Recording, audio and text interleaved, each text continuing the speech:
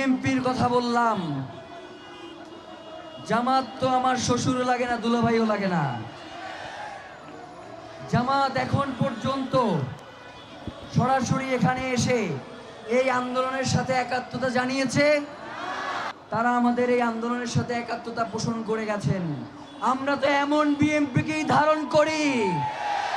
আমরা চাই, যেহেতু আমাদের এটা সাংস্কৃতিক আন্দোলন, আমরা চাই আজকে এখানে জাসাস আসবে, আজকে এখানে সাইমুম আসবে, আজকে এখানে কলরাব আসবে, আজকে এখানে বিপ্লবী সাংস্কৃতিক ঐক্য আসবে। আমরা চাই কোন দল, কোন মত, সকল কিছুর ঊর্ধ্বে গিয়ে এই জনতাকে আপনাদের প্রাধান্য দিতে হবে। বিএনপির কথা বললাম। জামাত তো আমার শ্বশুরও লাগে না, দুলাভাইও লাগে না। জামাত এখন পর্যন্ত সরাসরি এখানে এসে এই আন্দোলনের সাথে একাত্মতা জানিয়েছে। আপনারা কেউ শুনেছেন? আমরা চাই বিএনপি, জামাত, এনসিপি প্রত্যেকের নিজস্ব রাজনৈতিক এজেন্ডা থাকবে। আপনারা আপনাদের রাজনীতি করবেন, সব ঠিক আছে, কিন্তু এই জনগণ তো আপনাদেরকেও হাদি হত্যার বিচারের জন্য পাশে চায়।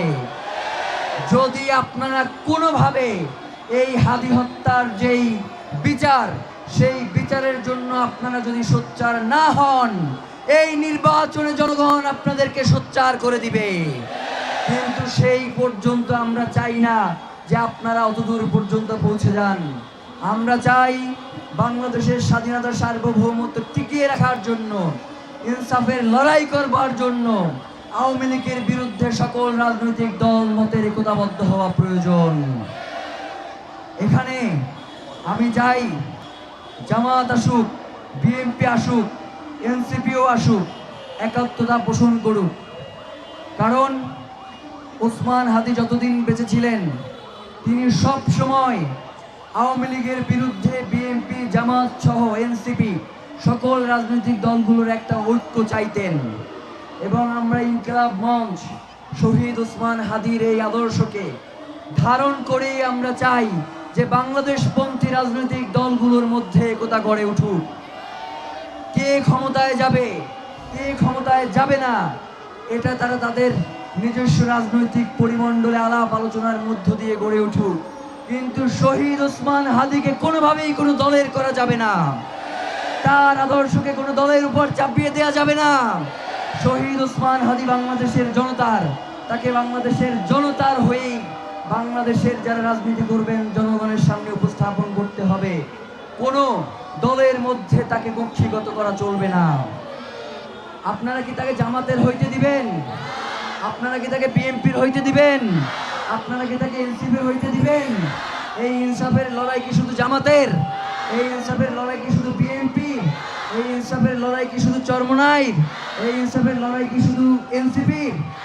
যদি নাই হয়, তাহলে ইনসাফের লড়াই যেহেতু এটা সকলেরই দায়িত্ব, সুতরাং সকলের একই সাথে দায়িত্ব হচ্ছে আমাদের ইনসাফের লড়াইয়ের অগ্রসেনানী, জুলাই জজবার প্রাণ শহীদ ওসমান হাদিকে যারা খুন করেছে, তাদের হত্যার বিচারের জন্য আজকে এই জনতার সাথে এসে তারাও দাঁড়াক।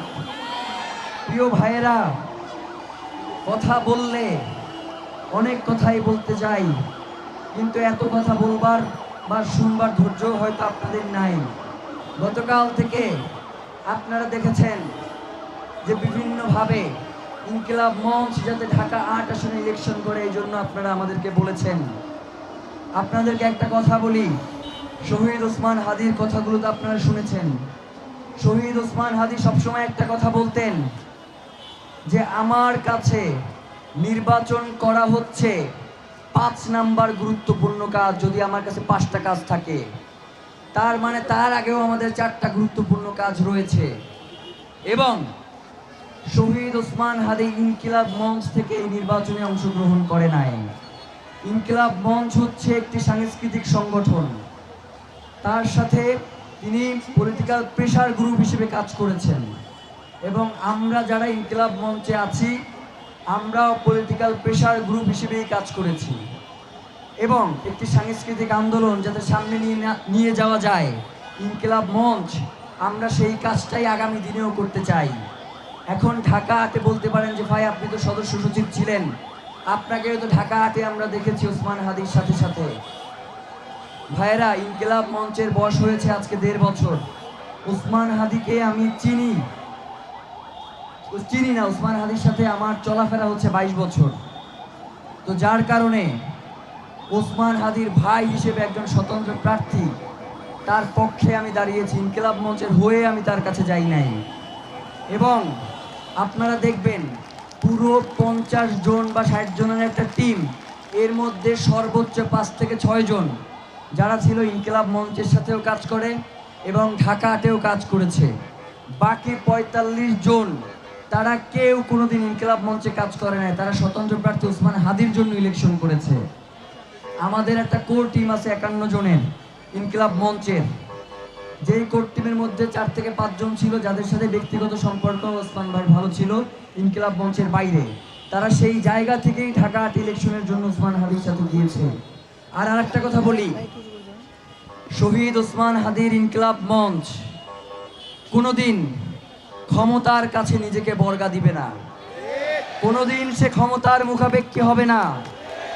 এখন আমরা যদি ঢাকা হাটে গিয়ে ইলেকশন করি, আমরা জানি আপনারা আমাদেরকে ভোট দিয়ে জিতে আনার জন্য যা যা করা দরকার আপনারা করবেন, কিন্তু আমরা কোনোভাবেই চাই না এবং শহীদ ওসমান হাদিও কোনোভাবেই চাইতেন না যে যোগ্যতা ছাড়া ঢাকা হাটে কোনো প্রার্থী দাঁড়াক। এইটা হচ্ছে শহীদ ওসমান হাদির ইনসাফের লড়াই। আমরা যতদিন পর্যন্ত শহীদ ওসমান হাদির মতো যোগ্যতা সম্পন্ন হয়ে না উঠব, ততদিন পর্যন্ত আমরা ঢাকা হাটে দাঁড়াবো না। কোনো সিম্পেথি নিয়ে আমরা ঢাকা হাটে দাঁড়াইতে চাই না। সিম্পেথির রাজনীতি যারা করে তাদেরকে আপনারা চেনেন।